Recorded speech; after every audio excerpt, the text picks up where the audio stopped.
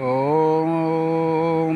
वागर्थाविव सम्पृक्तौ वागर्थप्रतिपत्तये जगतः पितरौ वन्दे पार्वती परमेश्वरौ। बच्चों, मैं गोपाल ठाकुर, सहायक प्राध्यापक व्याकरण, लक्ष्मी नारायण रामेश्वर संस्कृत महाविद्यालय, जयदेव पट्टी, दरभंगा से आप लोगों को सामने ऑनलाइन कक्षा के माध्यम से व्याकरण महाभाष्य के कुछ सूत्रों का व्याख्या करने जा रहा हूँ, जो शास्त्री द्वितीय वर्ष के लिए, द्वितीय खंड के लिए उपयोगी साबित होगा।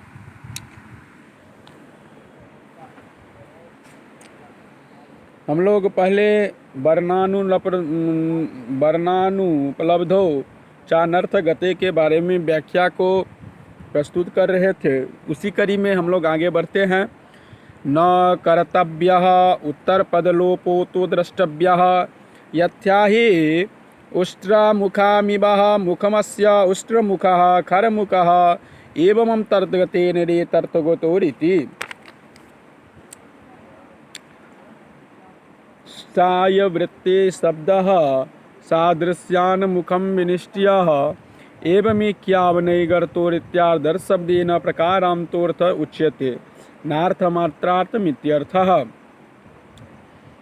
नहीं किया जाए अनर्थगति, इस पद में उत्तर पद लोपी समास मानना उचित होगा। जैसे उष्ट्रमुख और खरमुख पदों में बीच के मुख पद को लोप करके समास किया गया है और जिनके मुंह ऊंट और ये समान क्रमशः ये अर्थ उन पदों के होते हैं, वैसे ही अनर्थगतो इस पद का अर्थ अथर्थगतो अर्थात उस अर्थ का ज्ञान भी होने से ऐसा ही हो जाएगा। अब आता है संघातार्थवत्वाच्च। कहते हैं संघार्थात वत्वाद मन्यामर्थेन बंतो वर्णा इति। एकां संघाताः अर्थवन्तो वयवा अपि तेषामर्थवन्तः एकां पुनर्वयवा अनर्थकाः समुदाया अपि तेषाम् अनर्थकाः। तद्यथाः एकश्चुक्षामादर्शने समर्थः तत्समुदायश्च शतमपि समर्थ्यम् एकश्च तिलैस्तैलदाने समर्थः तत्समुदायश्च खार्यपि तैलदाने समर्थाः येषां पुनर्वयवा अनर्थकाः समुदाया अपि तेषामनर्थकाः। तद्यया एकोन्दको दर्शने समर्थस्य समुदायश्च शतमव्यसमर्थम् एकाश्च सिक्ताः तैलदाने समर्थाः तत्समुदायश्च खारी शतमप्यसमर्थम्। अर्थवत्ता के साधक चौथे वार्तिक का अर्थ बतलाते हैं कि घट पट आदि वर्णों को समूह में अर्थ होने से हम ऐसे मानते हैं कि एक एक वर्ण भी अर्थवान है, जिसके समुदाय अर्थयुक्त है उनके अवयव भी अर्थयुक्त होते हैं, किंतु जिनके अवयव अर्थ के होते हैं उनके समुदाय भी अनर्थक भी होते हैं।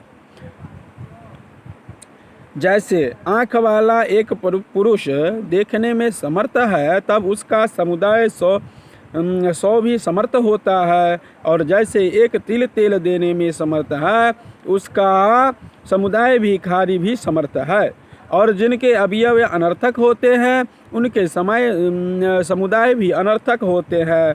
जैसे एक अंधा देखने में असमर्थ होता है तो उसका समुदाय 100 भी असमर्थ हो जाता है, और एक रेत बालू का कण तेल देने में असमर्थ होती है तो उसका समुदाय 100 खारी भी असमर्थ होती है। यदि तर्हि में वर्णाः अर्थवत्कृतानि प्राप्नुवन्ति कानि अर्थवत् प्रातिपदिकम् इति प्रातिपदिक संज्ञा प्रातिपदिकादाद इति हि स्यावुत्पत्तिः सुबन्तं पदम् इति पद संज्ञा तत्र को दोषः पदस्य इति नलोपादानि प्राप्नुवन्ति धनं बाणमिति। श्रवणं तु विभक्तेर्न भवति यदो यद्देवायवानां प्रतिप्रादिक संज्ञां प्रवर्तते तदेव समुदास्यापि तत्र तदन्तत्वात् विभक्तो भवितव्यं। समासग्रहणेन च तुल्याजितस्य सुबन्त्यावाय समुदस्य प्रातिपदिक संज्ञा निवार्यते न त्वर्थमसु ग्रहणेन तु तुल्याजितस्य सुबन्त्या समुदाय प्रातिपदिक संज्ञा निवार्याते न त्वर्थसमतोदायमात्रस्य येनेव चार्थेन समुद्रस्यार्थो नैव तावद्यान विभक्तिर्मतुः श्रोत्यते। कहते हैं प्रत्येक वर्ण की अर्थवत्ता मानने में दोष देने वाले कहते हैं कि यदि ये प्रत्येक वर्ण अर्थवान है तब इन वर्णों में अर्थवत मानकर होने वाले कार्य प्राप्त होने लगेंगे। वे कौन से कार्य हैं? तो अर्थवत धातुर प्रत्यय प्रातिपदिकम, इस सूत्र से की जाने वाली प्रातिपदिक संज्ञा ज्ञा प्रतिपादिकात, इस सूत्र के अधिकार में सो जो समट, इस सूत्र से होने वाली स्वादि विभक्तों की उपभक्ति और सुप्तिगंतम पदम, इस सूत्र से पद संज्ञा है। इन कार्यों के हो जाने से बिगड़ता क्या है? तो धनम और वनम, क्या इन स्थानों में प्रत्येक वर्ण के पद संज्ञा को हो जाने से नालोप आदि के कार्य होने लगेंगे। अस्तु, इस तरह से आज की कक्षा को मैं यहीं पर विश्राम करता हूँ। अगली कक्षा में आप लोगों को संघातस्य कार्त सुबोधाय वर्णात, इसके बारे में व्याख्या को समझाएंगे। धन्यवाद।